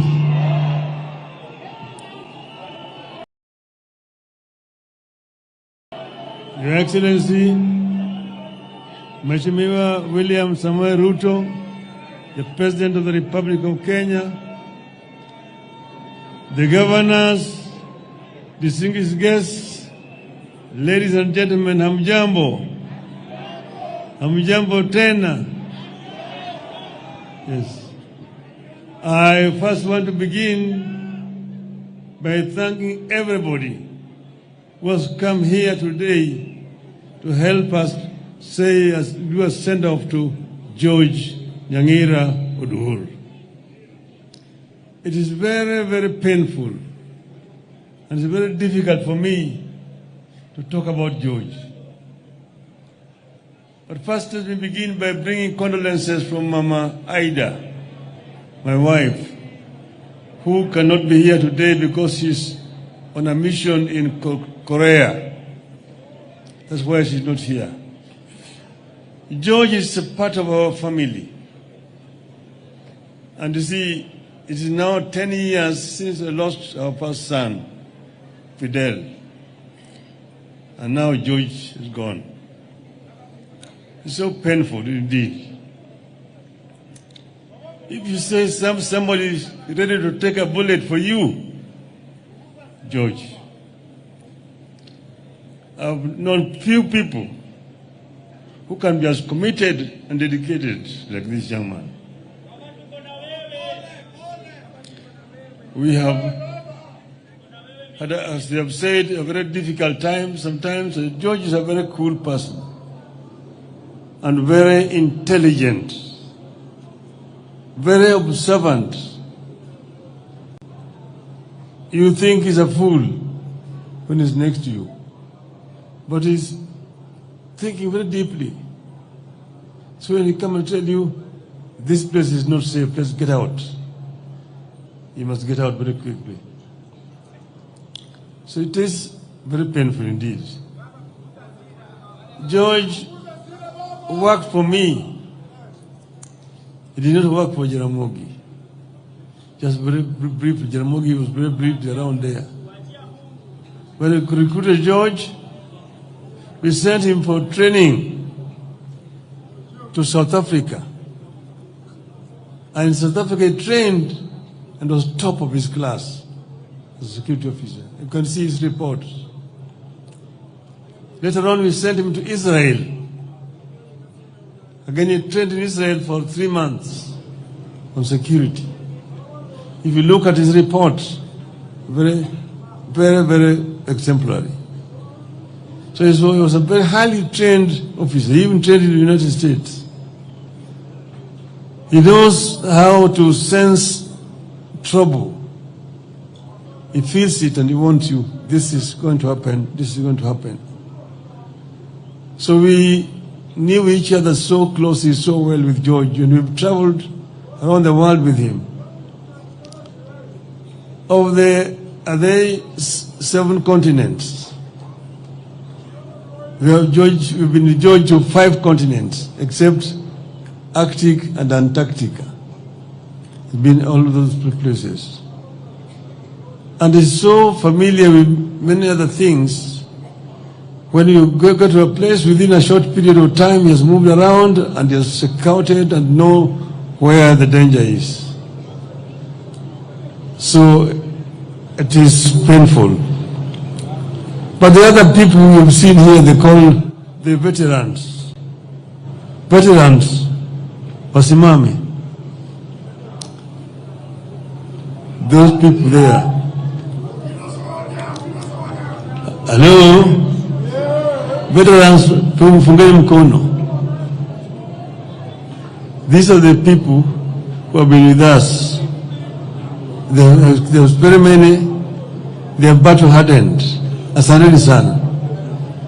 Ni hao watu ambao wamekuwa pamoja na George throughout all this period of time.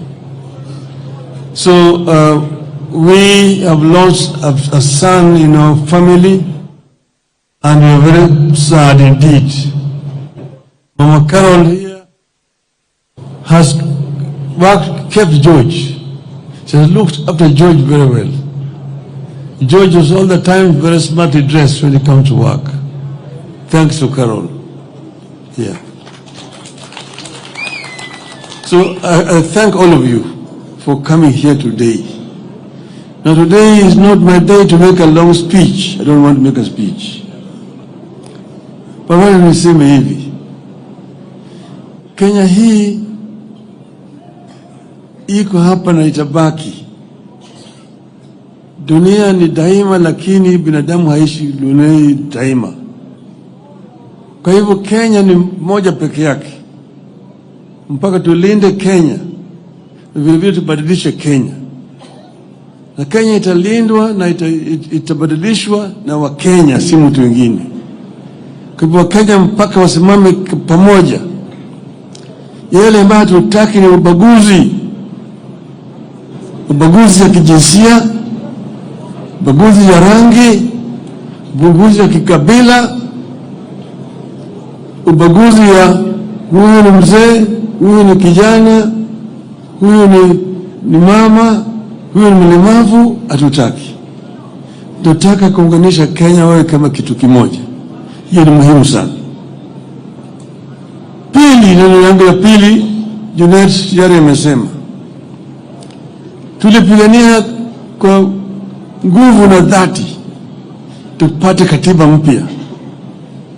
Kuna watu wengi ambao walikuwa hawataki katiba mpya. Sana walikuwa napinga sana mambo ya ugatuzi. Mmoja akatuambia ati watu wengine wanaitwa governors. To govern what? Kwa hivyo ugatuzi ilikuwa na maadui wengi zaidi.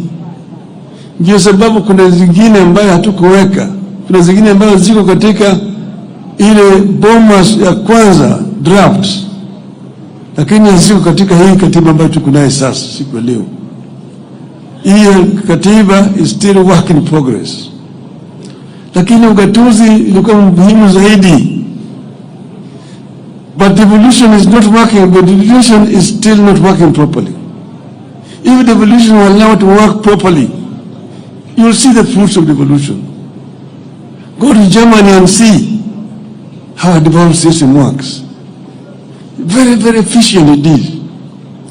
You know, we did not, for example, devolve education. But in most of the devolved systems, education is devolved up to secondary school. The reason why we did not devolve devolution was because of NAT. NAT walipinga wakasema ati NAT itakufa kama devolution education is devolved. Tutamobilize walimu kupinga hii katiba. That's why we did not devolve education. But even if it is not devolved, Mr. President, it can be delegated. Some funds can be delegated. See, that is not there. If they opposed the devolution of education system. But even the other one, infrastructure. Your Excellency, I'm the one who was Minister for Roads and Public Works, came up and created these agencies, Kenha, Kura, and Kera. Because of the bureaucracy at that time, things were so centralized under the Ministry of Education, and the permanent secretary is the accounting officer. Things were very inefficient, were not working. So the World Bank, we worked together and created these agencies. But that was under a unitary system of government. With a devolved government, there's no need for Kura and Kera. Kura and Kera should be under the counties.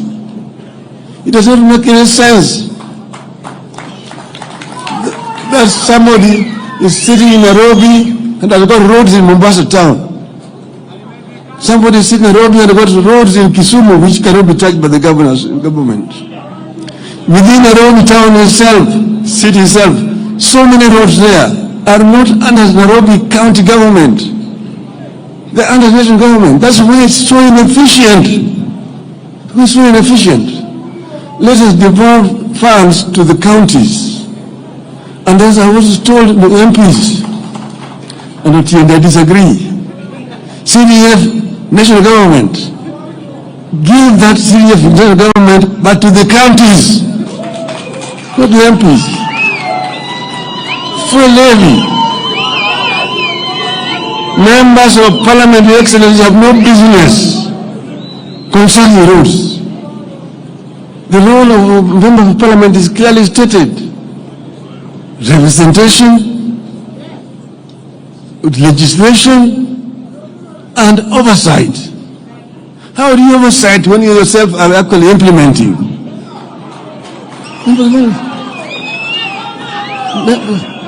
Those funds should go to the counties. And if the governors mess up with those things, then we deal with the governors themselves. But they don't tie the hands of governors. And then MPs go and say, mimi ndio nimejenga barabara hii, pia nimejenga barabara hii, nimejenga shule hii, niko hospitali hii, governor hajafanya chochote. Because the governor has not been given the money. Give the money to the governors. Let the devolution work properly. And that's why I say that if they don't do it, we will make it an election subject. Campaign properly against the members of parliament. So that members of parliament should allow governors to do their work and then do oversight, which is your constitutional duty. That is what I wanted to say today. I don't want to make a long speech. My brother, Mheshimiwa Rais wa Jamhuri ya Kenya, karibu, ongea na hawa watu yako.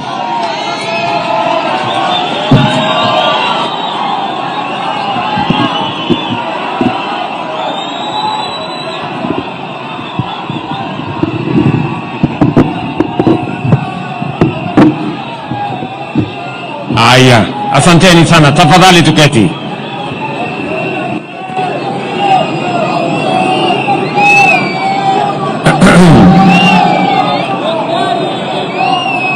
Mama Karen, mjane wa rafiki yetu George Oduor, Mheshimiwa Raila Odinga, kiongozi wetu wa chama ya ODM na Prime Minister wa Republic of Kenya,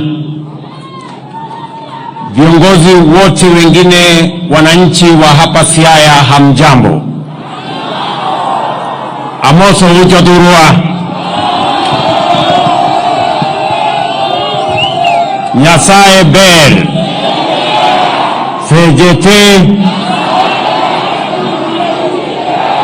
Bwana Yesu asifiwe. Asanteni sana. Kwanza mimi nataka nichukue nafasi hii on behalf of the government of Kenya and on my own behalf and my family to bring condolences to Mama Karen and the family of George Oduor, a man we have come here to celebrate today. And I have come here not because George is elected in any capacity or wields any public position, but I have come here because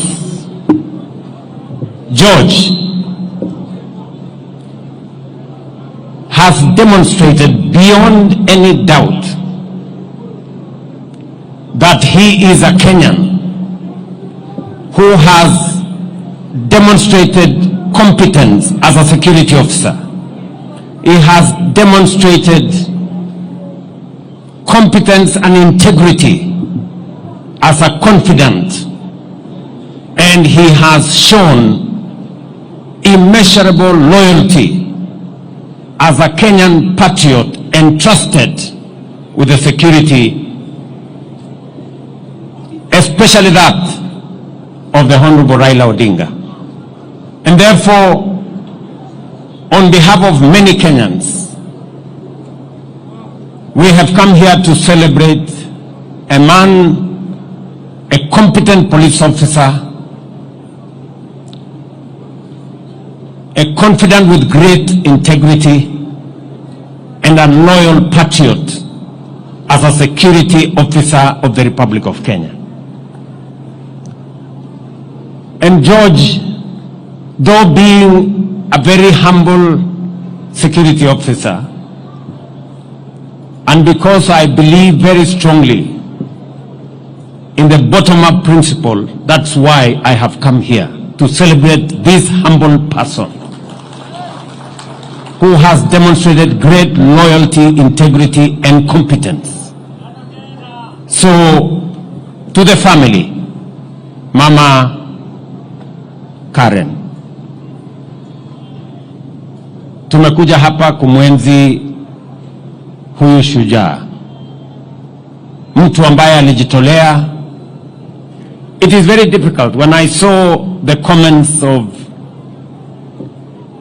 our Prime Minister about George, that he was a person you can entrust with many things, including money.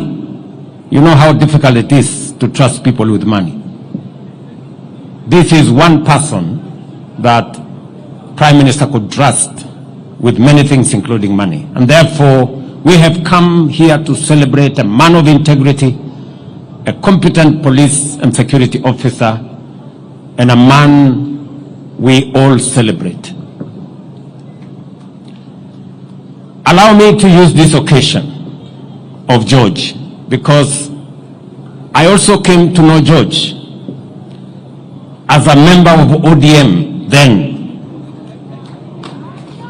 And we were in many places together.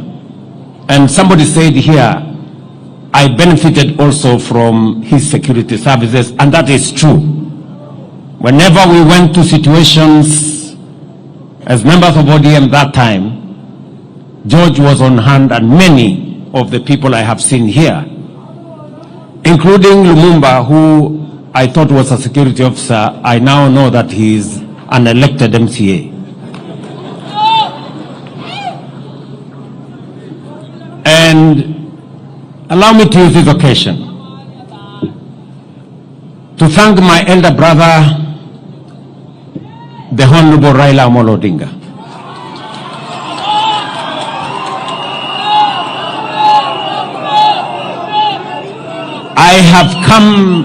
I have come a very long way with the Honorable Raila Odinga.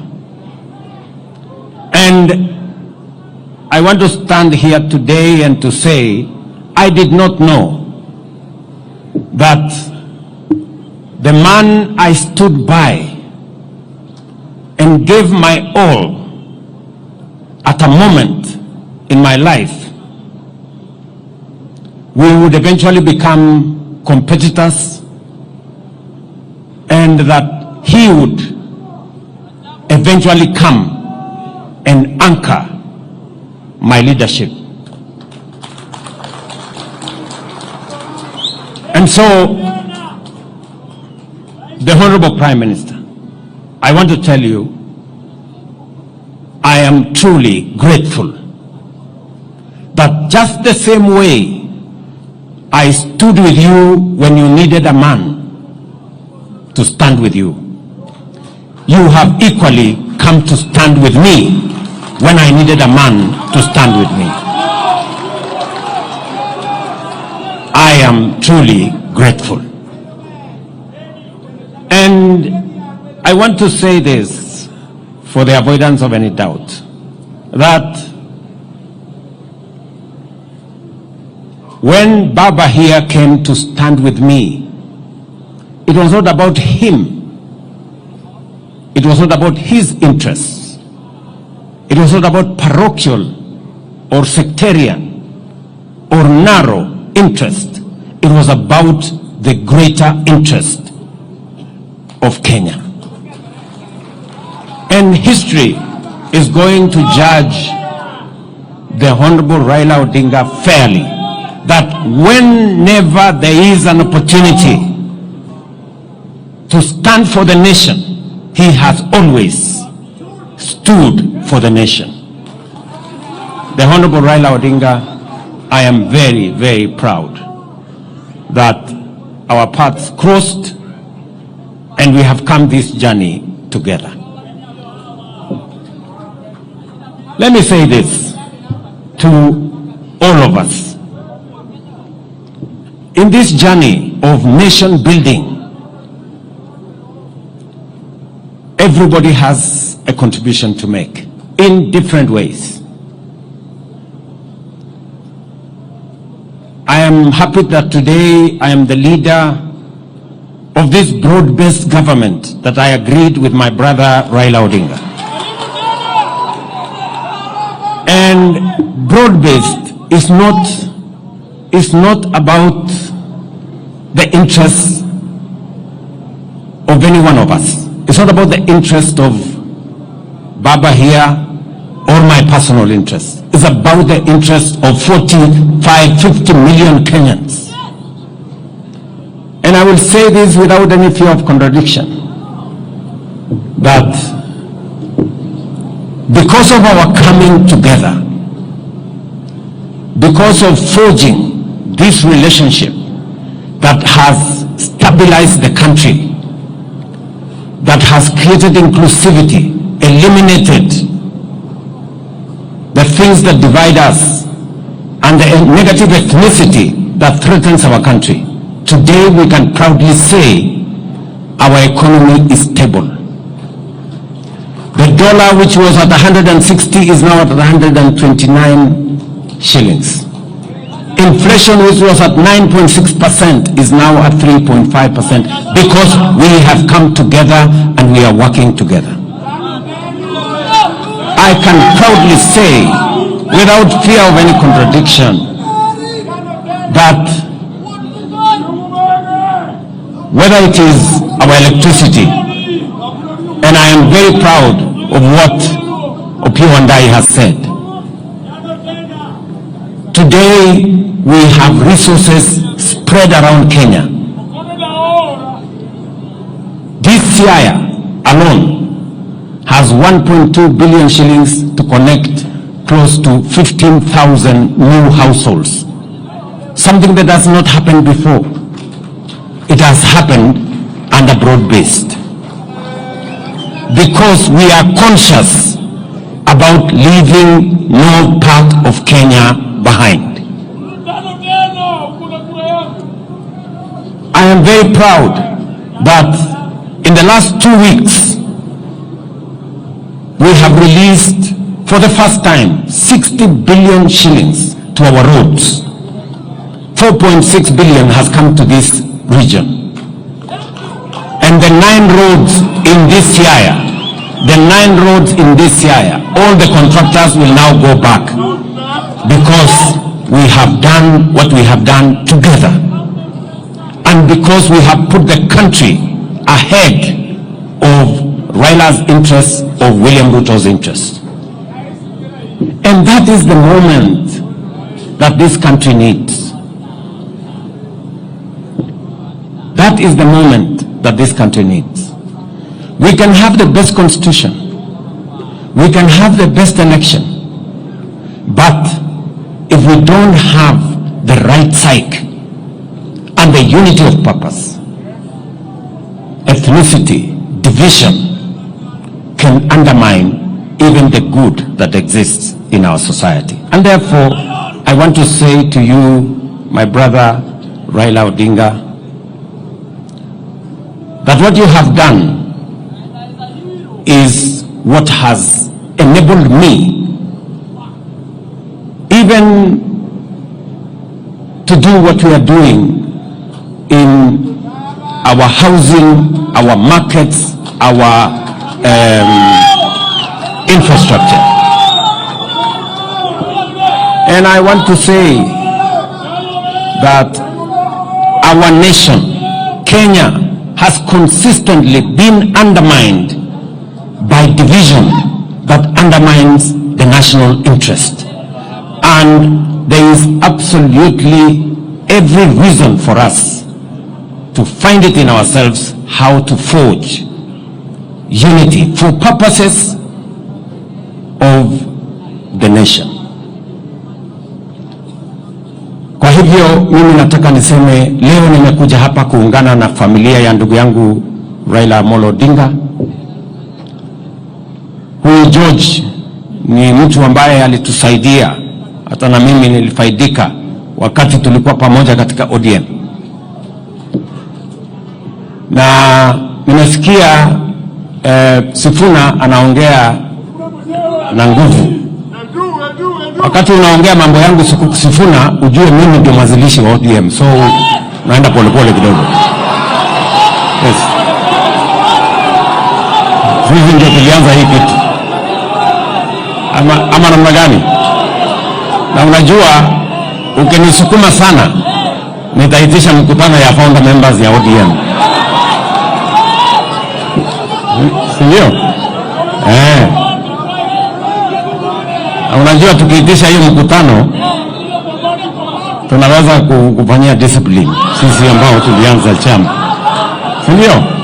So twendeni mosmos. Ile kitu mimi nataka niwaambie ni kwamba vile ndugu zangu wameongea hapo mbeleni, sio lazima sisi wote tuwe katika ndani ya serikali. Ni kweli. Lakini nani alisema kuna watu wamechaguliwa wawe wanakaa tu nje ya serikali all the time? Kuna mtu alisema kuna watu wamepangiwa kukaa nje ya serikali miaka yote? Hapana. And that is why tuambiane ukweli, that is why baba na mimi tuliketi chini tukasema it is time for us to work on a formula that brings inclusivity and brings all of us to appreciate that it is not necessary for one to get out for one to be in. Sio lazima mtu atoke ndani ya serikali ndio mwingine aingie. Na ndio tulikataa ile maneno ya wale walikuwa wanatupangia mambo ya shares, kusema kuna watu permanently wanafaa kukaa nje, wanakaa ni kupaguliwa miaka yote.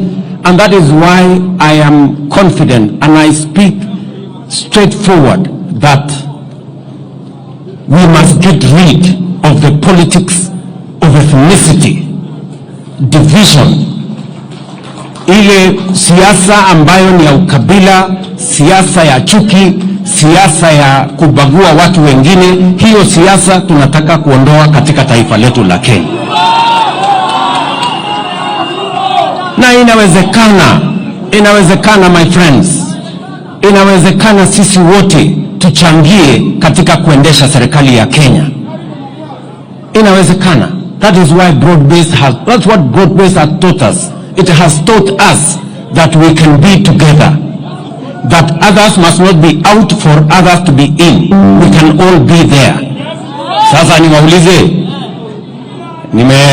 simzee baba yetu hapo Oburu ameongea, amesema anataka watu wa hapa wapate share yao, na hiyo share yao sio share ya watu wengine, kila mtu atapata share yake. Therefore it is possible for us, watu ya bara wapate share yao, watu ya mlima wapate share yao, watu ya bonde wapate share yao, watu wa hapa wapate share yao. It is possible for us to have a nation where all of us partake of the national resources and national development. And we must get rid, and I agree with Jeanette, we must get rid of the past formulas that skews development to one part and against other parts. We must do it right. And that is why hata huyu chairman wetu sasa wa budget, huyu muungwana Atandi, mimi namwambia Atandi, hata kama wewe sasa ndio utapanga mambo ya budget, uhakikishe na sitakuruhusu ubague mtu yeyote. Upange vizuri, kila mtu apate haki yake. That's what we want. Tunaelewana jameni? So mnasema tupange pamoja. So tuendelee namna hiyo, tushirikiane namna hiyo, tupangane pamoja. Na katika hii harakati baba amesema ya kwamba lazima tupange mambo ya devolution ikae vile tulikuwa tumeikusudia. Kumekuwa na msukumano na mvutano. Even as we talk today, National Assembly na county governments wamepelekana kotini kwa sababu ya kuvutana. we must have a conversation as to where are the limits, so that we can allow Parliament to do what it's supposed to do, allow governors and county governments to do what they are supposed to do, so that we can move the country forward together. So tunataka tushirikiane hivyo, tufanye kazi pamoja, na mimi niko tayari kushirikiana na sisi wote, na mimi naamini ya kwamba kati ya team ambaye mimi naongoza na ile team baba anaongoza, we are going to make this country great and united together. Sisi tumesema kama ni kazi ya barabara, I have just said here, and John Badi is my minister, that out of the 60 billion we have raised, for the first time this region is getting almost 5 billion shillings. And it is because they have few roads. We are going to build that into the future. And we cannot deny, we will be living in denial if we don't correct the mistakes of the past by making sure that we balance the country and balance the development of the country.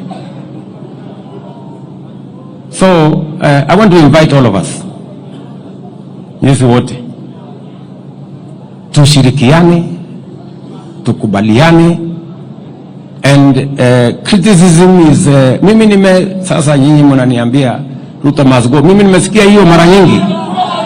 Kulikuwa na Moi must go, kulikuwa na mwingine must go, kulikuwa na mwingine must go. Hii must go ni wimbo tu ya kawaida, there is no problem.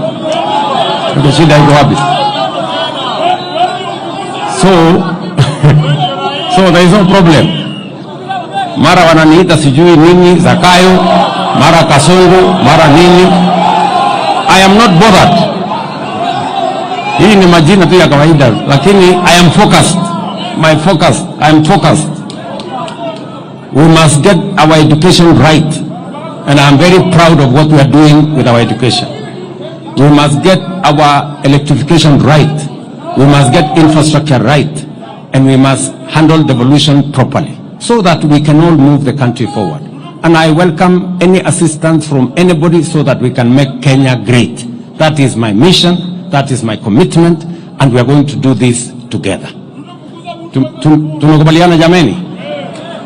Munasema tushirikiane ama munasema tutengane? Tushirikiane pamoja, tujenge Kenya pamoja, tuache ubaguzi, tuache ukabila, tuache chuki. Huyu George ambaye amelala hapa, he would have agreed with us that tuachane na chuki, tuachane na ukabila, tuachane na ubaguzi, tuunganishe taifa. That is how Kenya is going to be great, kwa sababu umoja ni nguvu. Mwisho, huyu mungwana mbunge wa Rarieda, huyo Tende Amolo, amesema hii shule in honor of George, this great man, in honor of George. Huyu mbunge wenu amesema tusaidie kujenga hii shule, and I am committing 20 million shillings to elevate this school in honor of this great man. Wewe Otiende Amolo utanifuatana na mimi, next week nitakuandikia kacheki ya kuendesha hiyo shule. So tushirikiane hivyo, na kuna mambo mengine mengi ambayo ametaja. Kuna maneno ya hostels, kuna maneno yale mengine ya soko, kuna maneno ya affordable housing. If I had time, I would elaborate, but that is all in our plan. Kwa hivyo, asanteni sana. Nyasaye okwedu. Mungu wabariki. Thank you.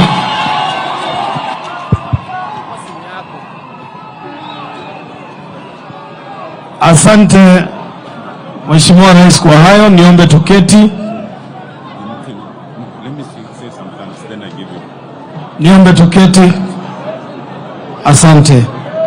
Kabla tuelekee kumaliza kwa kanisa, Mheshimiwa Tiende, matangazo maalum. Thank you, Your Excellency, the President, for everything. Thank Thank you, Your Excellency, the Right Honorable Prime Minister. Thank you, Oduor, for your patience. Thank you, Dr. David Murithi and the entire clergy team. Thank you, Governor Orengo and the Siaya County. Thank you, Governor Sakaja, although he's not here.